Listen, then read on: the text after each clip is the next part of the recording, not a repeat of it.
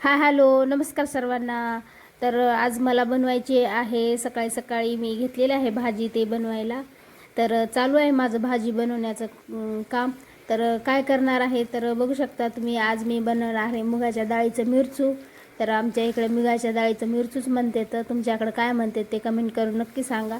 तर इकडे मी हिरव्या मिरचीचा ठेचा करून घेतलेला आहे. जिरे, मोहरी, कढीपत्ता आणि हिरव्या मिरचीचा ठेचा पण करून घेतला. त्याच्यात 2-3 लसणाच्या पाकळ्यासुद्धा कुटून घेतलेल्या आहेत.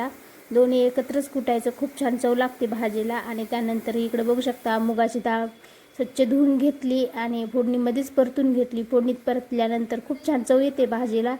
तर आपली भाजी तयार झालेली आहे. इकडे बघू शकता सगळं परतून घेतलेलं आहे आणि चवीनुसार मीठ टाकलेलं आहे, कोथिंबीर टाकलेली आहे.